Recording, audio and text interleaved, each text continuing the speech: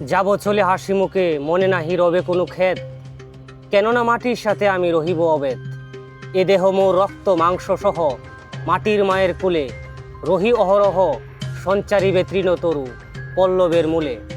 উনি হচ্ছেন কবি সুফিয়া কামাল, আর এটা হচ্ছে ওনার কবরস্থান।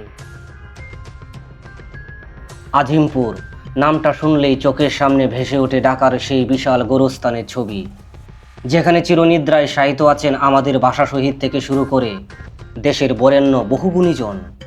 কিন্তু আপনি কি কখনো ভেবে দেখেছেন ঢাকার অত্যন্ত গুরুত্বপূর্ণ এই এলাকার নামের পিছনে লুকিয়ে আছে মুঘল সাম্রাজ্যের সিংহাসন দখলের এক রক্তক্ষয়ী ইতিহাস, যে নামের শিকড় জড়িয়ে আছে স্বয়ং সম্রাট আওরঙ্গজেবের পুত্র শাহজাদা আজম শাহের সঙ্গে।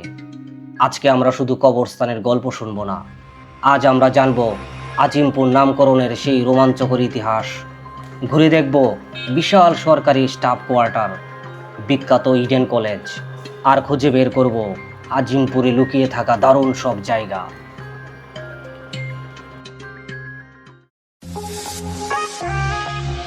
রাস্তাঘাটে খুবই সাবধান, কারণ যে কোনো সময় অ্যাক্সিডেন্ট হতে পারে। সবারই অনেক তাড়াহুড়া, সবারই ব্যস্ততা।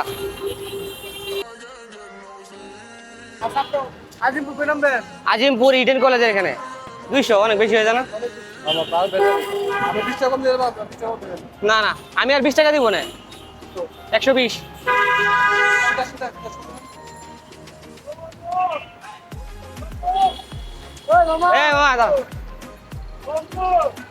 তো আজকে যাবো আজিমপুর, আমার সাথে আমার ছোট ভাই আছে, রিক্সাও পায়ে গেছি, তো রিক্সা দিতে হবে 150 টাকা। ঠিক আছে ভাই, রিল্যাক্সে চলে না।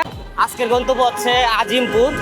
তো আজিমপুর যাচ্ছ, গতকালকে তো ঘুরলাম, কেমন লাগলো গতকালকের যে অনুভূতিটা ছিল এটা আমার জন্য একটু অন্যরকম। কারণ হচ্ছে আমি প্রথমবারের মধ্যে আহসান মঞ্জিল গেছি, আর সদরঘাট আমি প্রথমবারের মধ্যে গেছি। ঠিক আছে, আমি কখনোই সদরঘাট বা আহসান মঞ্জিলে যাই নাই, এটা আমার প্রথম ভ্রমণ ছিল, যার জন্য এটা আমার কাছে স্মরণীয় হয়ে থাকবে। আর দ্বিতীয় কথা হচ্ছে আজকে যাচ্ছেন আপনি আজিমপুরের বিষয়টা হচ্ছে আমি আজিমপুরে ছিলাম দীর্ঘদিন, এবং আমি যখন ঢাকা সর্বপ্রথম আসি তখন আমি হচ্ছে আজিমপুরেই ছিলাম। আচ্ছা, এই যে আমার ভিডিওতে ঢোকার কারণটা কি, আসলে মেইন কারণটা কি? আসলে আপনার ভিডিওতে ঢোকার মেন উদ্দেশ্যটা হচ্ছে আপনি অনেক পরিশ্রম করতেছেন দীর্ঘদিন যাবৎ, ঠিক আছে, এবং আপনার ভিডিওগুলো খুব কোয়ালিটিফুল। আচ্ছা, আপনি যে কোয়ালিটিফুল ভিডিওগুলো মেক করেন, তা আমি নতুন হিসাবে একজন যাত্রা করতে চাচ্ছি আর কি, যে আমিও চাচ্ছি ভিডিও মেক করার জন্য। তা আপনার সাথে থাকলে আমি বিষয়গুলো বাস্তবে দেখতে পারলাম। ইউটিউবে এখন সেলিব্রিটি হই নাই, আমার অনেক ফলোয়ার্স নাই, অনেক সাবস্ক্রাইবার নাই, প্লাস আমার ভিডিও মিলিয়ন মিলিয়ন মানুষ দেখে না, তারপরেও কেন তুমি এরকম উচ্চাসা দেখাচ্ছ ভাইয়া?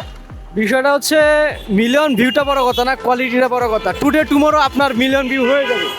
যারাই শুরু করেছিল কেউ কিন্তু আর মিলিয়ন ভিউ দিয়ে শুরু করে নাই, সবাই শূন্য থেকে শুরু করেছিল। কিন্তু আপনার যে হচ্ছে পার্থক্যটা ওদের সাথে, যারা শূন্য থেকে শুরু করছিল সবাই হচ্ছে আপনার নর্মাল মোবাইল দিয়ে শুরু করছিল, মোটামুটি কোয়ালিটি ছিল না ধরতে গেলে। আস্তে ডে বাই ডে হচ্ছে তারা শিখতে করতে কোয়ালিটিতে গেছে, কিন্তু আপনি শুরু থেকে কোয়ালিটি দেওয়ার চেষ্টা করতেছেন। রাইট, ঠিক আছে, এই জন্য আর কি আপনার কাজটা দেখতে যাচ্ছি বা আপনার সাথে থাকতে যাচ্ছি। আর আমি ঢাকা শহরে এরকম চিনি না, আপনারা থাকে ঘুরলাম আমি। ওকে, আপনারা যদি আমার সাথে ঘুরতে চান, বর্তমান ঢাকা ডিস্ট্রিক্ট ঘুরতেছি, ওই যারা ঘুরতে চান অবশ্যই কমেন্টস করবেন। ছোট ভাই কাছাকাছি ছিল, এই জন্য ছোট ভাইকে নিয়ে ঘুরছি। আরো অনেকে আমাকে ফোন দিচ্ছে, আমার সাথে ঘুরতে চায়, তাদের থেকেও ঘুরবো। আপনারা যারা দর্শক আছেন, আমার ভিডিও দেখেন, তাদের প্রতি অনুরোধ থাকবে, আপনারা যদি ঘুরতে চান, ঢাকার যদি ঘুরতে চান, তাহলে অবশ্যই আমাকে কমেন্ট করে জানাবেন, আমি আপনাদেরকে খুঁজে নিব। রাজধানী ঢাকার দক্ষিণ পশ্চিম অংশে অবস্থিত আজিমপুর কেবল একটি জনপদ নয়, এটি ঢাকার ইতিহাসের এক জীবন্ত দলিল। এর উত্তর দিকে ঢাকা বিশ্ববিদ্যালয়, দক্ষিণ দিকে লালবাগ ও বুড়িগঙ্গা এবং পূর্ব দিকে পলাশী এলাকা একে ঘিরে রেখেছে। মুঘল আমল থেকে শুরু করে ব্রিটিশ ও পাকিস্তান আমলে প্রতিটি রাজনৈতিক, সামাজিক ও সাংস্কৃতিক পরিবর্তনের সাক্ষী হয়ে আজিমপুর আজও বহন করে চলেছে তার ঐতিহ্য ও গৌরব। ঢাকার সবচেয়ে বড় সমস্যা হচ্ছে জ্যাম।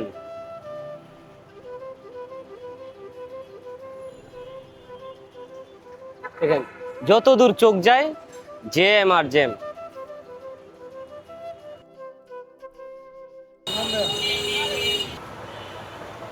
রিক্সা দিয়ে আসার সুবিধা হচ্ছে অনেক জ্যাম থেকে বাঁচা যায়।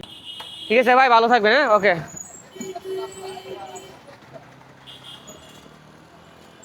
তো আমরা এই মুহূর্তে আছি যে জায়গায় আছি, এদিকে হচ্ছে আপনার ইডেন কলেজ, আর এই পাশে হচ্ছে আপনার কবরস্থান। আর এই যে এই পাশে আছে, এই পাশ দেখেন, এই যে বিল্ডিংগুলো দেখা, এখানে হচ্ছে আপনার সরকারি স্টাফ কোয়ার্টার যেগুলো আছে, এগুলো হচ্ছে এগুলো। মুঘল আমলের আজিমপুর কেমন ছিল?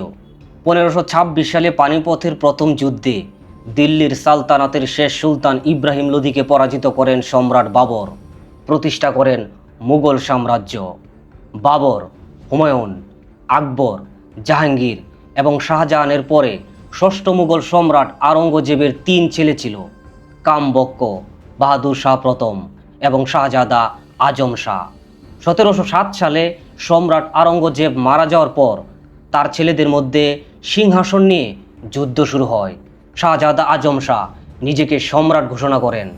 অন্যদিকে তার ভাই বাহাদুর শাহ সেনাবাহিনী নিয়ে দিল্লির দিকে এগিয়ে আসেন। দুই পক্ষের বড় সেনাবাহিনী যাযাও এলাকায় মুখোমুখি হয়। এটি ভারতের উত্তরপ্রদেশ রাজ্যের আগ্রা জেলার কাছাকাছি একটি গ্রাম। যাযাওয়ের যুদ্ধে তিনি তার ভাই বাহাদুর শাহ প্রথমের কাছে পরাজিত হন। শাহজাদা আজম শাহ ও তার ছেলে যুদ্ধে নিহত হন। সে যুদ্ধে নিহত হবার পর তার ভাই বাহাদুর শাহ মুঘল সম্রাট হন। এই যুদ্ধের পর মুঘল সাম্রাজ্যের শক্তি আস্তে আস্তে দুর্বল হতে শুরু করে। 1678 থেকে 1679 সালের দিকে তিনি বাংলার সুবাদার বা গভর্নর হিসেবে দায়িত্ব পালন করেন। সেই সময় তিনি ঢাকায় 15 মাস অবস্থান করেন। ইতিহাসবিদরা মনে করেন ঢাকার বিখ্যাত এলাকা আজিমপুর নামটি তার নাম থেকেই এসেছে। মুঘল যুগে আজিমপুর ছিল মূলত আবাসিক ও ধর্মীয় প্রভাবশালী একটি অঞ্চল। এখানে কয়েকটি শাহী খানকা ও দরগা সহ মুঘলদের প্রশাসনিক এরিয়া ছিল এই আজিমপুরে। সময় গড়ালো, মুঘল শাসনের অবসান ঘটিয়ে বাংলায় শুরু হলো ব্রিটিশ শাসন। তবে 1800 শতক থেকে ব্রিটিশ শাসনামলেই আজিমপুরে মূলত ইউরোপীয় ও স্থানীয়দের স্থায়ী বসতি গড়ে উঠতে শুরু করে। 19 শতকে ব্রিটিশ উপনিবেশিক শাসনের অধীনে এই এলাকার রূপ পুরোপুরি বদলাতে থাকে। এই সময় এলাকাটি একটি গুরুত্বপূর্ণ প্রশাসনিক ও আবাসিক এলাকায় রূপান্তরিত হয় এবং ব্রিটিশরা এখানে গড়ে তোলে বিভিন্ন অবকাঠামো। উপনিবেশিক আমলেই আধুনিক শিক্ষা ও নাগরিক ব্যবস্থার ছোঁয়া লাগতে শুরু করে এই প্রাচীন জনপদে, যা পরবর্তীতে ঢাকাকে আধুনিকায়নের পথে এক ধাপ এগিয়ে দেয়। ব্রিটিশ আমলে এই শিক্ষা ও আধুনিকতার ধারায় আজিমপুরের মাটিতেই জন্ম নেয় উপমহাদেশের নারী শিক্ষার আলোকবর্তিকা ঐতিহাসিক ইডেন কলেজ। 1885 সালে তৎকালীন ব্রিটিশ ভারতের নারীদের শিক্ষার সুযোগ সৃষ্টির লক্ষ্যে ঢাকায় প্রতিষ্ঠিত হয় এই ঐতিহ্যবাহী প্রতিষ্ঠানটি। বাংলার সমাজকে কুসংস্কার ও অন্ধত্ব থেকে মুক্ত করে আলোর পথে এগিয়ে নেয়ার এক সুদীর্ঘ ইতিহাস লুকিয়ে আছে এর প্রতিটি ইটের গাঁথুনিতে। চলে আসলাম আজিমপুর। আজিমপুর আপনারা অনেকভাবে চিনেন। তো আজকে আমি আপনাদেরকে যে জিনিসটা দেখাবো, এই আজিমপুর কিন্তু অনেক ধরনের শিক্ষা প্রতিষ্ঠান আছে। তো সেরকম একটি শিক্ষা প্রতিষ্ঠান, সেটা হচ্ছে ইডেন মহিলা কলেজ। তো এটা অনেক পুরাতন একটা কলেজ। কলেজ হচ্ছে সম্পূর্ণ রাজনৈতিক মুক্ত একটা কলেজ। ভিতরে কি হয় আমি দেখতে পারতেছি না, বলতে পারতেছি না এবং যেতেও পারতেছি না। বাইরে থেকে যতটুকু সম্ভব আপনাদেরকে দেখানোর চেষ্টা করব। এটা হচ্ছে বাইরের অংশ, এটা 2 নম্বর গেট। ওই পাশে আরেকটা গেট আছে, ওইটা 1 নম্বর গেট। আরও কয়েকটা গেট আছে, কিন্তু ওই গেটগুলো ব্যবহার করা হয় না। এই গেটটাই সবচেয়ে বেশি ব্যবহার করা হয়। ইডেন কলেজ কেবল পড়াশোনার আঙ্গিনাই নয়, এটি বাঙালি জাতির প্রতিটি গণতান্ত্রিক সংগ্রামের এক অবিসংবাদিত আতুর ঘর। 1952 সালের ভাষা আন্দোলন থেকে শুরু করে 1971 সালের মহান মুক্তিযুদ্ধ, প্রতিটি টার্নিং পয়েন্টে ইডেন কলেজের ছাত্রীরা রেখেছেন অসামান্য ও সাহসী ভূমিকা। নানান সমালোচনার পরেও সময়ের পরিক্রমায় আজ এটি দেশের অন্যতম বৃহৎ নারী শিক্ষা প্রতিষ্ঠান।